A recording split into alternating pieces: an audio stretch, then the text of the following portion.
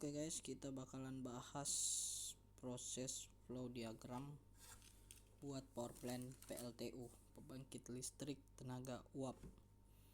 Khususnya mungkin kita bakalan lebih ke bagian boiler ya, atau bagian-bagian turbin. Ini boiler tipe CFB dengan kapasitas bisa menahan beban 150 MW. Jadi mungkin di awal saya bagi menjadi beberapa bagian ya. Jadi ada proses yang pertama mungkin lebih ke pembakaran.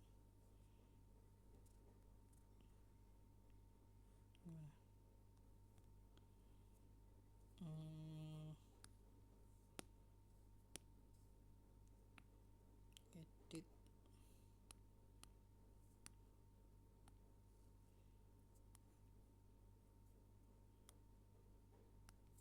Tes. Coba. Oke. Mungkin yang pertama lebih ke bagian pembakaran.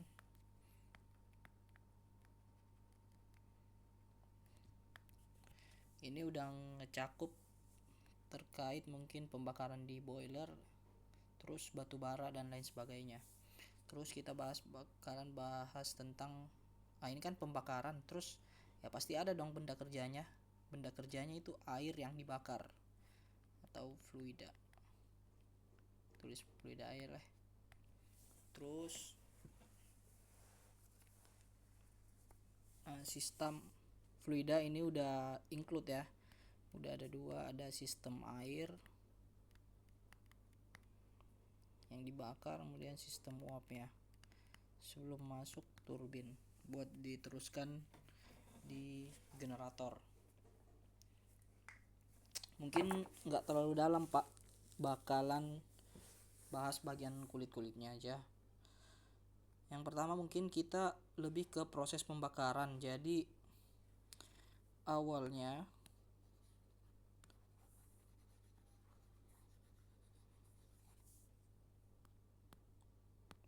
hapus dulu.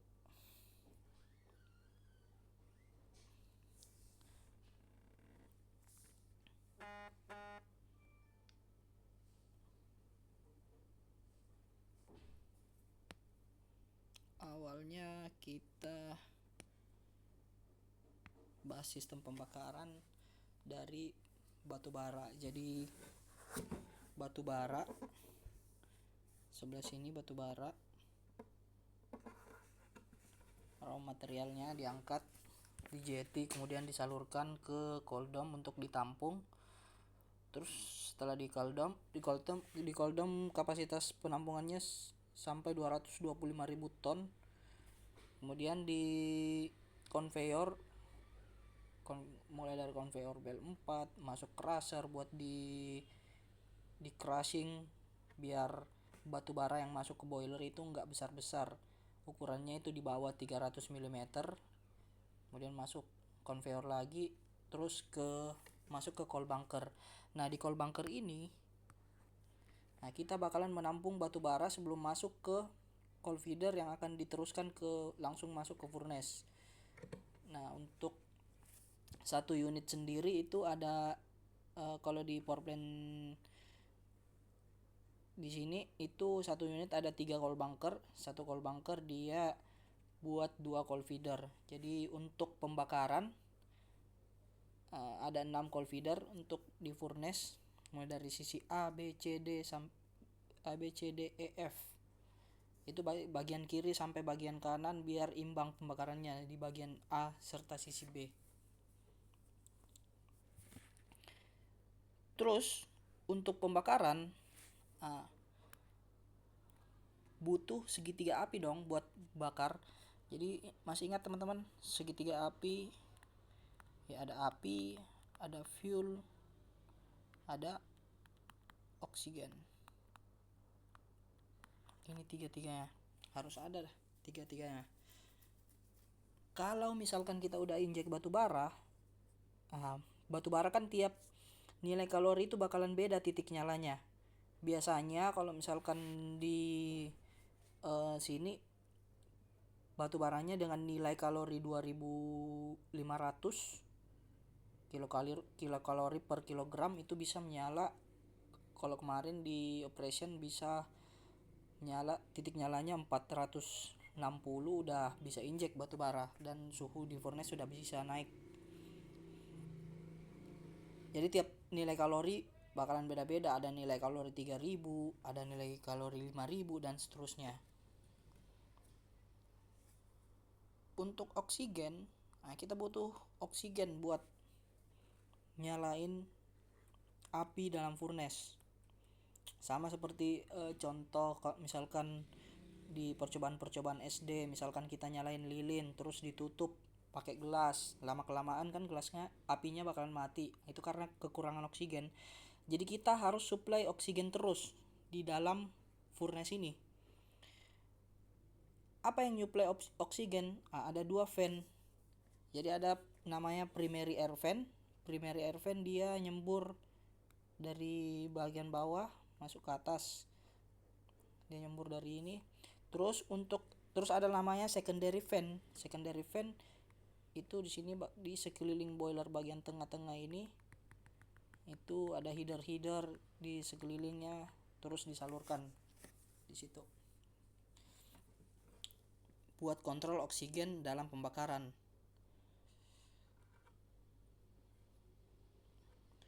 Jadi kalau misalkan kita lebih ke operation ya, kalau misalkan kita masukkan batu bara, enggak deh, dari startup lah deh kita bahas. Misalkan kita di awal itu kan suhu dalam furnace ini masih suhu ruangan ya, palingnya 30-40. Nah itu kan kita menggunakan solar buat injek di awal bagian bawah buat naikin suhu di furnace ini sampai suhu yang ditentukan. Cuman untuk operasionalnya nggak bisa kita langsung tinggi ini ya, soalnya yang dipelajari seperti yang kita pelajari di teknik mesin, bagian material bakalan punya titik lelehnya, dan masing-masing material beda-beda perlakuan panasnya.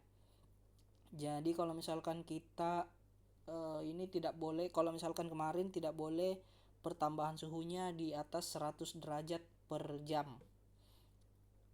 Ini biar material-material logamnya juga beradaptasi terhadap suhu. Jadi setelah masuk ke suhu titik nyala batu bara sesuai dengan batu bara yang dipakai, itu kita udah bisa injek batu bara. Terus dilihat nih, apakah pas injek batu bara, apakah suhu dalam furnace itu naik. Kalau misalkan nggak naik, berarti batu bara belum kebakar dong. Jangan sampai batu baranya numpuk di bagian bawah sini, di bagian bawah furnace, terus pas bagian furnace numpuk banyak, terus pas udah masuk titik nyalanya langsung meledak dia. Jadi harus diinjek hati-hati di awalnya, dikit-dikit. Kalau misalkan naik suhu boleh kita injek. Terus pada saat running operation normal, itu kan menggunakan batu bara full batu bara serta oksigen. Misalkan kita pahamkan dulu deh. Jadi kalau misalkan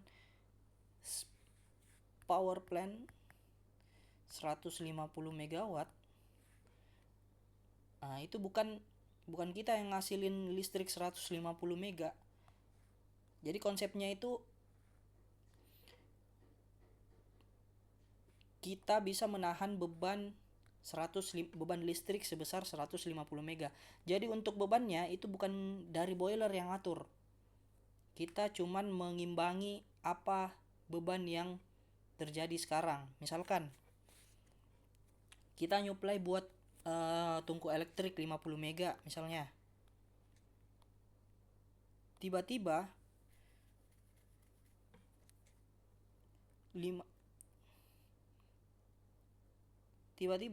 tungku RKF nyala lagi satu biasanya satu tungku 50 mega nyala lagi misalkan satu. Dari yang awalnya 50 mega itu udah nambah nih jadi 100 megawatt. Dari awalnya kita 50 mega di sini dengan batu bara flow sekian, misalnya flow sekian 50 mega. Nah, itu kita bebannya naik harus tambah fuel juga. Nah, sama mungkin kalau kita ibaratkan seperti naik motor, kalau misalkan kita mau cepat, bebannya semakin besar, ya fuelnya, gasnya harus semakin banyak segala macam. Jadi ya batu bara harus ditambah. Nah, terus oksigen juga harus ditambah dong. Jangan sampai kita terlalu over masukin batu bara di furnace terus oksigennya kekurangan. Jadi kita nambah batu bara, nambah lagi secondary fan, nambah batu bara, nambah lagi oksigen, nambah batu bara. Dan tekanan di top furnace di sini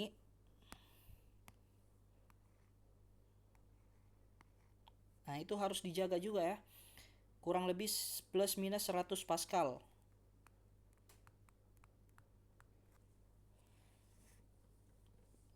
Boleh minus, boleh plus. Yang penting nggak di atas itu. Soalnya material pada suhu-suhu tinggi itu rawan banget buat keriting. Entah itu dia cekung atau cembung. Jangan sampai terlalu fluktuatif dan lain sebagainya. Kalau misalkan kita nambah oksigen, itu suhu pasti di dalam sini akan plus. Karena terlalu banyak oksigen misalnya. Jadi kalau misalkan kita nambah oksigen, kita harus nambah juga isapannya buat flow keluarnya. Dia flow keluar sini itu diisap sama yang namanya induced draft fan.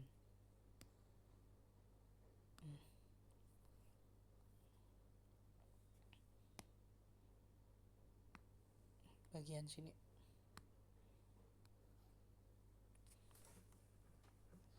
Tapi terlebih dahulu melalui ESP biar kotoran atau debu-debu kasarnya di filter dulu sebelum keluar. Nanti buangan hasil pembakaran batu baranya. Jadi ESP ini sistemnya dia menggunakan hammer, ada platnya dialiri arus elektrostatis, dimana nanti bakalan melengket sendiri ke platnya otomatis karena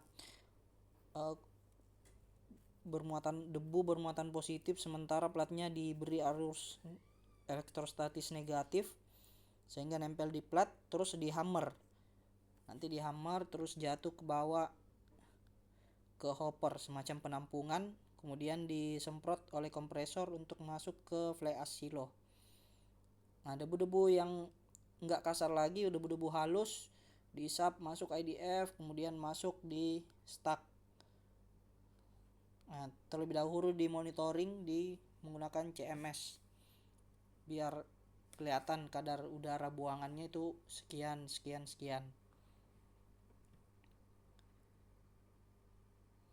Jadi simpelnya kita gambar deh, boilernya kita gambar, coba.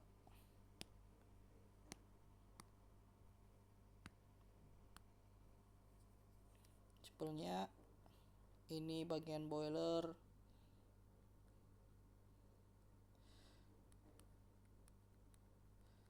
terus ini cyclone-nya masuk lagi, terus masuk ke bypass area.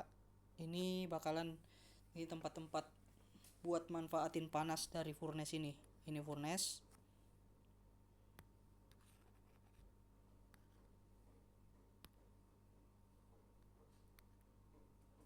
ini cyclone, di sini injek batu baranya bagian sini,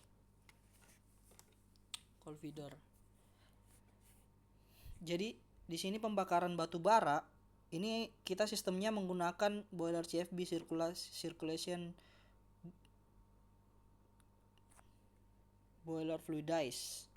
Jadi di sini batu bara kebakar disemprot dari bawah, dari tengah buat suplai oksigennya. Nanti batu bara yang nggak kebakar sempurna itu masuk lagi ke bagian sini. Ini namanya cyclone separator. jadi masuk sini terus disemprot, diberi udara tekanan tinggi oleh HPF, high pressure fluidizer fan, buat masukin lagi ke batu bara. Jadi dia tersirkulasi terus menerus sampai akhirnya nggak bisa dibakar lagi. Dia bakalan numpuk menjadi bottom ash. Jadi untuk buangan power plant sendiri itu ada dua, ada bottom ash, ada juga buat fly ash. Fly ash tadi yang ditampung di ESP, ada juga penampungan di bawah, bagian bawah sini sebelum masuk ke ESP, terus didorong oleh kompresor langsung ke silo juga. Jadi ada dua.